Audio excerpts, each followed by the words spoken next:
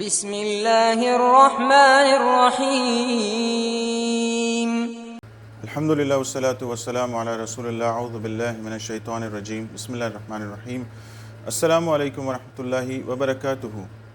جب سے اللہ تعالیٰ نے اس دنیا کی تخلیق کی ہے، بلکہ اس سے بھی پہلے جب اللہ تعالیٰ نے انسان کو بنایا، آدم علیہ السلام کو بنایا، تب سے لے کر قیامت تک کے آنے والے جتنے بھی انسان ہیں، مرد ہوں یا عورت ہوں یا جنات میں سے کوئی ہوں، اس بات کا دعویٰ نہیں کر سکتے کہ وہ کسی بھی گناہ سے، کسی بھی غلطی سے یا خطا سے مبرّہ ہیں۔ لیکن جو سمجھنے والی اور یاد رکھنے والی بات ہے وہ یہ کہ جیسے ہی آپ سے کوئی گناہ ہو جائے، کوئی غلطی ہو جائے، تو اس کو ریئلائز کیا جائے، احساس ہو کہ ہم سے کوئی گناہ ہو گیا، اور فوراً ہی اللہ سے اس بات کی معافی مانگ لی جائے۔ اللہ نے فرمایا انما التوبہ علی اللہ، توبہ قبول کرنے والا صرف اللہ ہے۔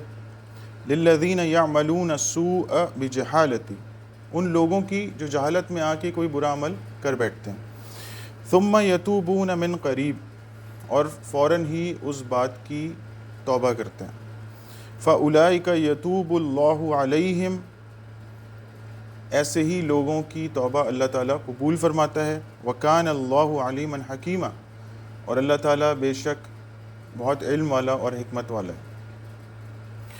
اگر غلطیوں کا احساس ہی نہیں ہوگا، ریئلائز ہی نہیں کریں گے، تو نہ صرف یہ کہ آپ اللہ سے ان گناہوں کی معافی نہیں مانگیں گے، بلکہ ان گناہوں سے بچنے کی کوشش بھی نہیں کریں گے، ان گناہوں کو ریپیٹ کرتے چلے جائیں گے یہاں تک کہ وہ گناہ آپ کی زندگی کا حصہ بن جائیں گے۔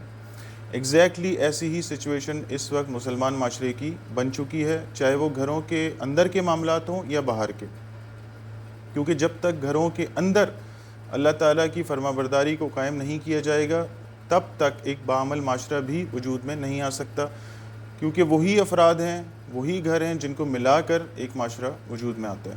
ایسے ہی گناہوں میں سے کچھ کی طرف میں آپ کی توجہ دلاؤں گا تاکہ بات واضح ہو جائے، یہ بات سمجھ میں آئے کہ جب بھی آپ گناہوں سے بے پرواہ ہوتے ہیں تو وہی گناہ کیسے آپ کی زندگی کا حصہ بن جاتے ہیں۔ اللہ تعالیٰ نے فرمایا وَلَا تَقْرَبُوا الْفَوَاحِشَ مَا ظَاهِرَ مِنْهَا وَمَا بَطَنَ، فحاشی کے قریب بھی نہ جاؤ، چاہے وہ اعلانیہ ہوں یا پوشیدہ ہوں۔ ایسے ہی جیسے آدم علیہ السلام اور ان کی بیوی کو اللہ نے حکم دیا تھا کہ اس درخت کے قریب بھی نہ جانا، اور حال یہ ہے کہ آپ کے گھروں کے موبائل فون سے لے کر باہر تک فحاشی ہر جگہ پھیل چکی ہے۔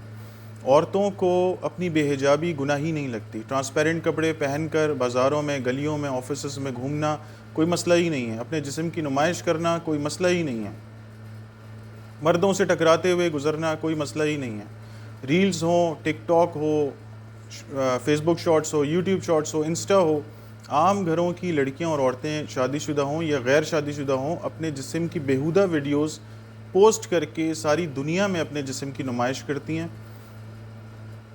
گانوں پر ناچتی ہیں، ہر اینگل سے اپنا جسم دکھاتی ہیں، کچھ لائکنگز کے لیے، کچھ فالوئنگز کے لیے، کچھ پیسوں کے لیے، تھوڑی سی شہرت کے لیے۔ طوائفوں اور ایسی لڑکیوں میں اب کوئی فرق باقی نہیں رہا، بلکہ ایسی لڑکیاں طوائفوں سے بھی بدتر ہیں، کیونکہ طوائفیں اس بے حیائی کو، بے شرمی کو لمیٹڈ لوگوں کے سامنے پیش کرتی ہیں، جبکہ ایسی لڑکیاں اور عورتیں ساری دنیا میں اس بے حیائی کو اور بے شرمی کو فروغ دیتی ہیں۔ ان کو روکنے والے جو حضرات ہیں وہ یا تو بے حس ہو چکے ہیں یا پھر وہ بھی اسی بے حیائی کا حصہ بن چکے ہیں۔ نامحرم مردوں اور عورتوں کا گھلنا ملنا، چاہے وہ رشتہ داری کے نام پر ہو، بھابھی دیور کے نام پر ہو، سالی کے نام پر ہو، دوستوں کے نام پر ہو، کولیگز کے نام پر ہو، پڑوسی کے نام پر ہو، مسلمان معاشرے کا نام بن چکا ہے۔ بیہودہ قسم کے ڈرامے، فلمیں، ناچ گانے بے شرمی کے ساتھ گھر کے تمام افراد مل کر دیکھتے ہیں اور ان کو یہ بات گناہ ہی نہیں لگتی۔ اسکول کے بچے بچیوں سے لے کر عمر رسیدہ لوگوں تک موبائل فونز کے ذریعے، چاہے وہ شہروں میں رہتے ہوں چاہے گاؤں دیہاتوں میں رہتے ہوں، مسلمان معاشرے کی میجورٹی اس وقت پورنوگرافی میں مبتلا ہے۔ جس بیہودگی، جس فحاشی، جس بے شرمی کے قریب جانے کو بھی اللہ نے منع فرمایا۔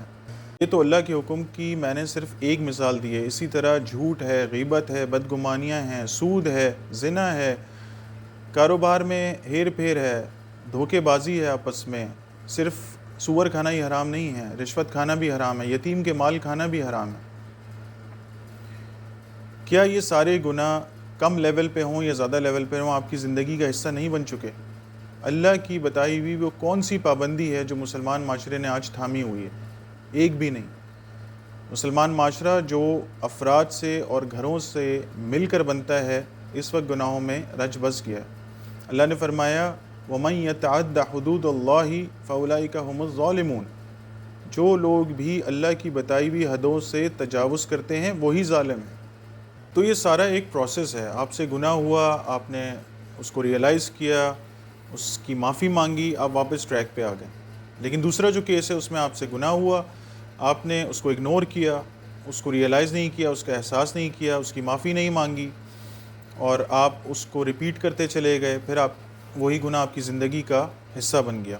لیکن اس کا ایک لاسٹ سٹیج بھی ہے جو میں نے پہلے بیان نہیں کیا، اس میں انسان اپنی غلطیوں کو، اپنی خطاؤں کو، اپنے گناہوں کو جسٹیفائی کرنا شروع کر دیتا ہے، ٹھیک اسی طرح جیسے ابلیس نے آدم علیہ السلام کو سجدہ نہ کر کے اللہ کی حکم کی نافرمانی کی اور اس کو جسٹیفائی کرنا شروع کر دیا۔ آپ کی ریزننگ، آپ کی جسٹیفیکیشن وقتی طور پر تو شاید آپ کے کام آ جائیں، آپ کو مطمئن، اپنے آپ کو مطمئن کرنے کے لیے، یا آپ کے جو آس پاس لوگ ہیں ان کو مطمئن کرنے کے لیے، لیکن اللہ کے سامنے یہ جسٹیفیکیشنز کام نہیں آئیں گی، کسی بھی غلط کام کی جسٹیفیکیشنز کام نہیں آئیں گی۔ اللہ کے سامنے صرف نادم ہونا اور معافی مانگنا ہی کام آئے گا۔ اور آپ نے آج اگر معافی نہ بھی مانگی تو ایک دن ایسا آئے گا جس دن دنیا کے تمام انسان اپنے جرم کا، اپنے گناہوں کا اقرار کریں گے اور اللہ سے معافی مانگیں گے، لیکن اس وقت معافی مانگنا کچھ کام نہیں آئے گا۔ آدم علیہ السلام، ان کی بیوی اور ابلیس تینوں کو اللہ تعالیٰ حکم دیتے ہیں، آدم علیہ السلام اور ان کی بیوی کو اللہ حکم دیتے ہیں کہ درخت کے قریب نہ جانا، ابلیس کو حکم دیتے ہیں کہ آدم علیہ السلام کو سجدہ کرو، اور تینوں اللہ کی حکم کی نافرمانی کرتے ہیں۔ پھر کیا وجہ ہے کہ آدم علیہ السلام اور ان کی بیوی کی مغفرت ہوتی ہے اور ابلیس کے لیے جہنم کا فیصلہ صادر ہوتا ہے؟ جیسے ہی آدم علیہ السلام سے گناہ ہوا، انہوں نے اللہ سے اپنے گناہ کی معافی مانگی، انہوں نے ریئلائز کیا کہ مجھ سے غلطی ہوئی ہے، انہوں نے فوراً معافی مانگ لی۔ فرمایا ربنا ظلمنا انفسنا وان لم تغفر لنا وترحمنا لنکونن من الخاسرین، اے میرے رب، میں نے اپنی نفس پر ظلم کیا، اور اگر تو نے میری مغفرت نہ کی اور مجھ پہ رحم نہ کیا تو میں ضرور خسارہ پانے والوں میں شامل ہو جاؤں گا۔ جبکہ ابلیس نے اپنے گناہ کو جسٹیفائی کرنا شروع کیا، اس کی ریزنز دینی شروع کی، اس پہ ڈٹا رہا، اللہ سے وقت مانگا، اور اسی طرح وہ ہر پل، ہر روز اپنے گناہوں میں بڑھتا چلا جا رہا ہے۔ انسانوں کے ساتھ بھی اسی طرح کا معاملہ ہے۔ اگر آپ اپنے گناہوں کی جسٹیفیکیشنز دینا شروع کر دیں گے، چاہے اپنے آپ کو ہو، چاہے آس پاس کے لوگوں کو ہو، اس کی ریزنز بنانا شروع کر دیں گے، تو آپ ابلیس کی طرح ہی گناہوں میں گھرتے چلے جائیں گے، بڑھتے چلے جائیں گے۔ نوح علیہ السلام اپنے بیٹے کے لیے دعا کرتے ہیں اللہ سے، اور اللہ تعالیٰ ان کو جواب دیتا ہے کہ تمہارا بیٹا تمہاری فیملی کا حصہ نہیں ہے۔ نوح علیہ السلام ریئلائز کرتے ہیں کہ میں نے اللہ سے کوئی غلط سوال کر لیا ہے، وہ فوراً اس کی معافی مانگتے ہیں۔ موسیٰ علیہ السلام سے غلطی سے قتل ہو جاتا ہے، وہ فوراً اس سے اللہ سے اس بات کی معافی مانگتے ہیں۔ داؤد علیہ السلام سے غلطی ہوتی ہے، وہ اللہ سے فوراً معافی مانگتے ہیں۔ سلیمان علیہ السلام اپنی غلطی کی معافی فوراً مانگتے ہیں۔ آدم علیہ السلام کا میں آپ کو بتا چکا ہوں۔ بے شمار آیتیں اللہ نے قرآن میں بیان کی جس میں اللہ نے ہمیں یہ تنبیہ کی ہے کہ اپنے گناہوں کی معافی فوراً مانگو۔ لیکن میں نے یہاں پر پیغمبروں کا ذکر اس لیے کیا کہ اللہ کے حکم کے ساتھ ساتھ آپ کو یہ بات بھی پتہ چلے کہ پیغمبروں سے بھی جب کوئی خطا ہوئی انہوں نے فوراً اللہ سے معافی مانگی۔ تو ہم اور آپ کیا چیز ہیں؟ جتنے اعمال بھی اللہ اور رسول نے منع فرمائے ہیں وہ سارے میجر سنس ہیں، بڑے گناہ ہیں۔ تو یہ چھوٹے اور بڑے گناہ میں کنفیوز ہونے کی ضرورت نہیں ہے۔ اپنے اعمالوں پر نظر دوڑائیں۔ جو شخص بھی، مرد ہو یا عورت ہو، آج زندہ ہے، اس کے پاس ہر پل ایک چانس ہے، ایک اپارچونٹی ہے امپروومنٹ کی۔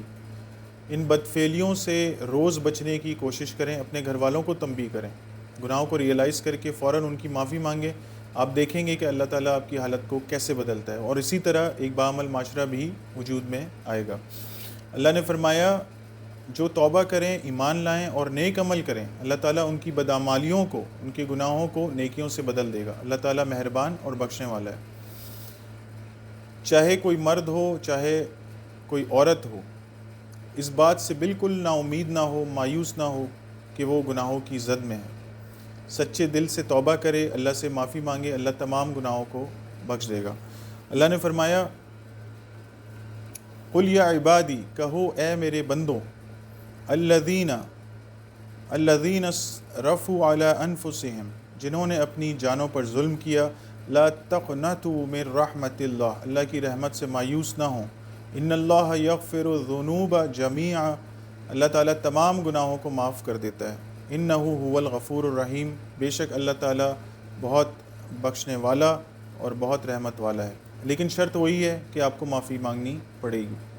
ان اللہ یأمر بالعدل والاحسان وایتاء ذی القربى وینہی عن الفحشاء والمنکر والبغی یعظکم لعلکم تذکرون، اللہ تعالیٰ تمہیں حکم دیتا ہے عدل کا، بھلائی کا، رشتہ داروں اور قرابت داروں کو دینے کا، اور روکتا ہے، منع فرماتا ہے فحاشی سے، بے حیائی سے، بےہودگی سے، ایک دوسرے پہ ظلم اور زیادتی سے اور ناشائستہ حرکتوں سے۔ اللہ تمہیں نصیحت کرتا ہے تاکہ تم یاد رکھو۔ وآخر دعوانا ان الحمد للہ رب العالمین۔ إلا الذين تابوا وأصلحوا وبينوا فأولئك أتوب عليهم وأنا التواب الرحيم۔